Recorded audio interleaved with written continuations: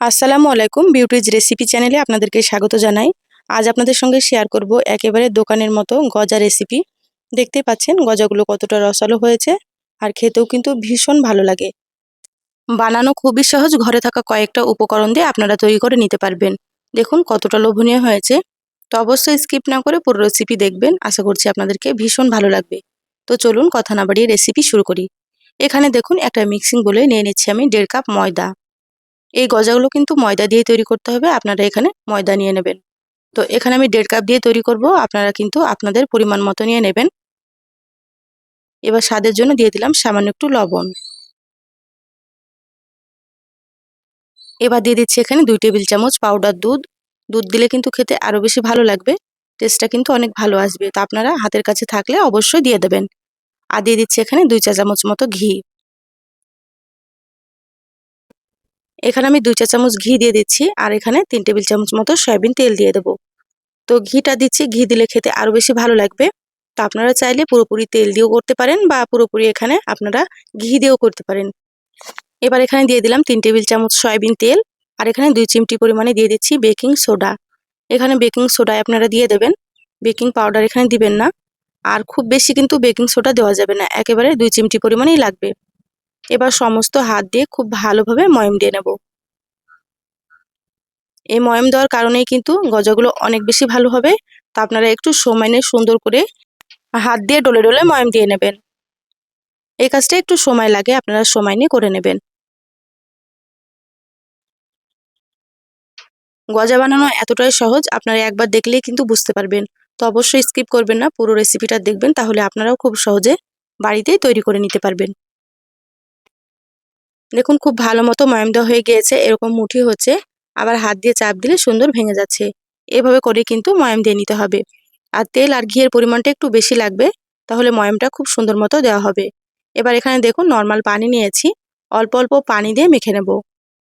এখানে কিন্তু অল্প অল্প পানি দিয়ে মেখে নিতে হবে। খুব বেশি পানি হয়ে গেলে কিন্তু গজাগুলো ভালো হবে না। আর ময়দাটা একটু শক্ত করে মেখে নিতে হবে। তো আপনারা কিন্তু এইভাবে অল্প অল্প পানি দিবেন আর সুন্দর করে মেখে নেবেন।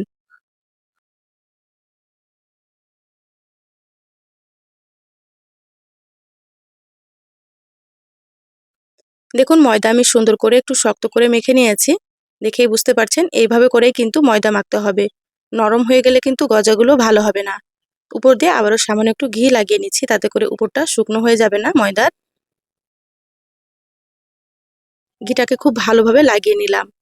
এবার ঢাকা দিয়ে 10 মিনিট মতো রেস্টে রাখবো, তাহলে গজাগুলো আরো সুন্দর হবে।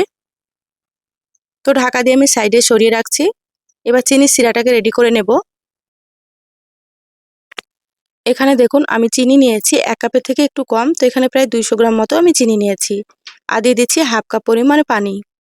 পানির পরিমাণ কিন্তু কম লাগবে, সিরাটা একটু আঠালো করে তৈরি করতে হবে। তো আপনারা এখানে 1/2 কাপ মতোই পানি দিয়ে দেবেন।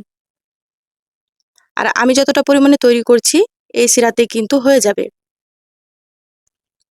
এবার নেড়েচেড়ে খুব ভালোভাবে চিনিটাকে গলিয়ে নেব।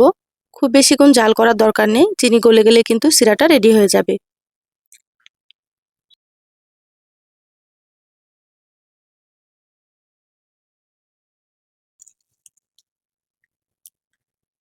দেখুন সিরাটা ফুটতে শুরু হয়েছে, আর চিনিগুলো কিন্তু খুব সুন্দর মতো গলে গিয়েছে। তো এইভাবে করে আমি 1 থেকে 2 মিনিট মতো একটু ফুটিয়ে নিচ্ছি। সিরাটা কিন্তু অনেকটাই আঠালো হবে, আপনারা আঠালো করেই তৈরি করে নেবেন।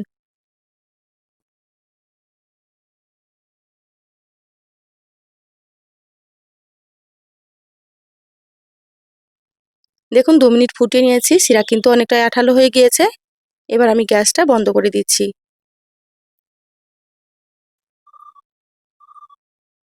গ্যাস বন্ধ করে দিলাম, ঢাকা দিয়ে সাইডে সরিয়ে রাখবো, যাতে করে সিরাটা একটু গরম থাকে।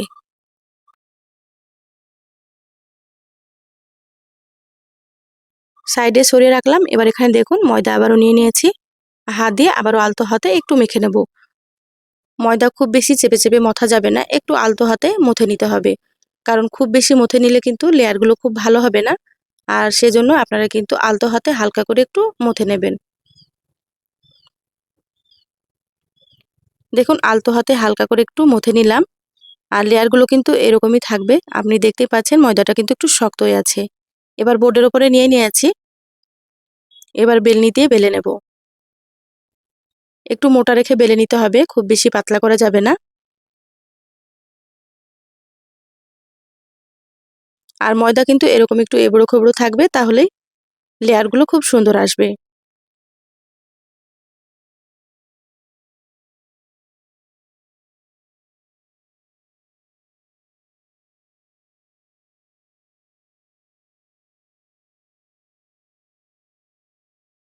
দেখুন মোটা রেখে বেলে নিয়েছি, খুব বেশি পাতলা করিনি। এইভাবে মোটা রেখে বেলে নেবেন। আপনারা চাইলে এর থেকে একটু হালকা মোটাও রাখতে পারেন। এবার আমি সাইডগুলোকে কেটে নিচ্ছি।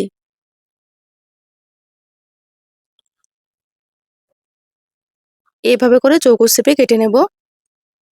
গজা বানানো এত সহজ, আপনারা যদি একবার দেখেন রেসিপিটা, তাহলে দোকান থেকে আর কিনেই খাবেন না। খুব সহজে বাচ্চাদেরকে তৈরি করে দেবেন, বাচ্চারা খুব মজা করেই খাবে। বাচ্চাদের স্কুল টিফিনেও কিন্তু এই গজাগুলো আপনারা বানিয়ে দিতে পারেন।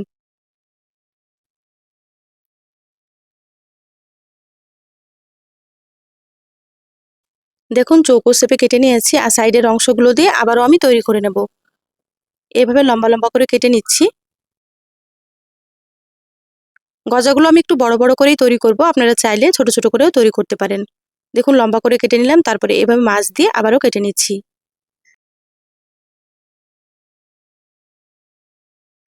দেখুন কত সুন্দর হয়েছে। এভাবে করে সবগুলোকে রেডি করে নেব। দেখুন সবগুলো রেডি করে নিয়েছি, এবার গজাগুলোকে ভেজে নিতে হবে। গ্যাস অন করে কড়াই দিয়ে দিচ্ছি সয়াবিন তেল। তো এখানে আমি তেলের পরিমাণ একটু বেশি দিয়ে দিলাম, একসঙ্গে গজাগুলো ভেজে নেব সেজন্য। তেল হালকা গরম হবে তখন কিন্তু গজাগুলো দিয়ে দিতে হবে। দেখুন তেলটা হালকা গরম হয়েছে, খুব বেশি গরম তেলে কিন্তু গজা দেওয়া যাবে না। এরকম হালকা গরম হবে তখন আপনারা দিয়ে দেবেন।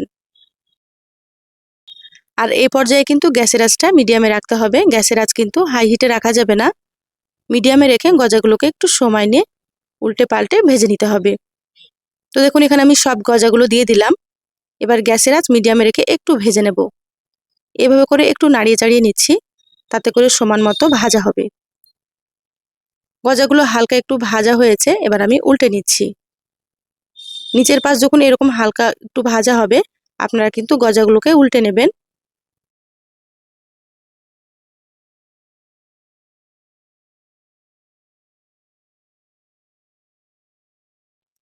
দেখুন গজাগুলো কিন্তু অনেকটাই ফুলে গিয়েছে, দেখে বুঝতে পারছেন। আর একটু ফাটা ফাটা তৈরি হচ্ছে, এভাবে একটু ফাটা ফাটা হলে কিন্তু রসটা ভালো মতো ঢুকবে। আর একটু বেকিং সোডা দেওয়ার কারণেই কিন্তু এরকম সুন্দর একটু ফাটা ফাটা হবে।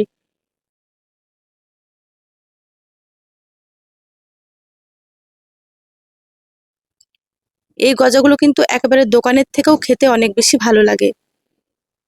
দেখুন আস্তে আস্তে গজার কালারটা কিন্তু অনেকটাই চেঞ্জ হয়ে গিয়েছে। তো এখানে আরো একটু আমি মুচমুচে করে ভেজে নেব।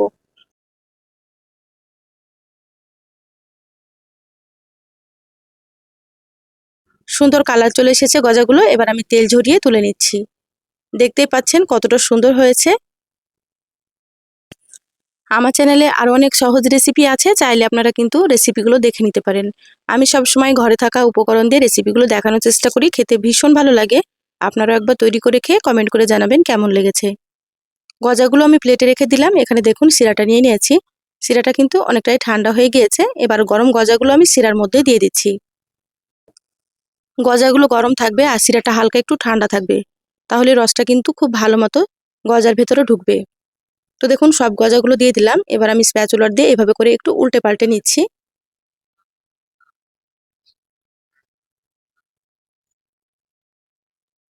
গজার মধ্যে কিন্তু খুব সুন্দর মতো রস ঢুকবে, আর খুব তাড়াতাড়ি কিন্তু রসটা ঢুকে যাবে। খুব বেশিক্ষণ কিন্তু শিরার মধ্যে রাখবো না, তাহলে কিন্তু গজাগুলো নরম হয়ে যাবে। তো আমি এভাবে করে উল্টে পাল্টে 1 থেকে 2 মিনিট মতো রেখে তুলে নেব।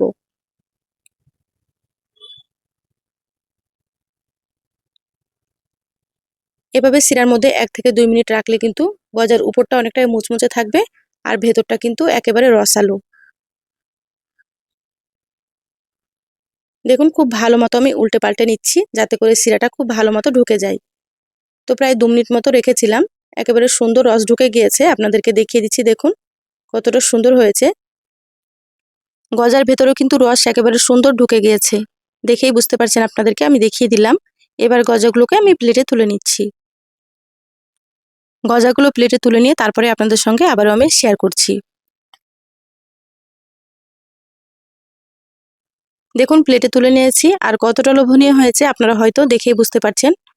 খেতেও কিন্তু ভীষণ টেস্ট হয়েছিল। আপনাদেরকে এবার আমি একটা ভেঙে দেখাচ্ছি। দেখুন রসটা কতটা সুন্দরভাবে ঢুকেছে গজার ভেতরে। আর ভেতরটা কিন্তু একেবারে নরম রসালো আর উপরটা একটু মুচমুচে। তো এভাবে আপনারা বাড়িতে একবার হলেও তৈরি করে বাচ্চাদেরকে দেবেন। বাচ্চারা কিন্তু খুব পছন্দ করবে, বাড়ির বড়রাও কিন্তু খুব পছন্দ করবে। যারা মিষ্টি খেতে পছন্দ করেন এই গজাটা একবার হলেও আপনারা তৈরি করে খেয়ে দেখবেন। তো রেসিপি ভালো লাগলে অবশ্যই লাইক দিয়ে ভিডিও শেয়ার করে দিবেন আর চ্যানেলে নতুন হলে চ্যানেলটা সাবস্ক্রাইব করে সাথে থাকবেন। ফেসবুক থেকে ভিডিওটি দেখলে একটা লাইক দিয়ে পেজটা ফলো করে রাখবেন। সবাই ভালো থাকবেন, সুস্থ থাকবেন। দেখা হবে আবারও কোনো নতুন রেসিপিতে। ধন্যবাদ সবাইকে। আল্লাহ হাফেজ।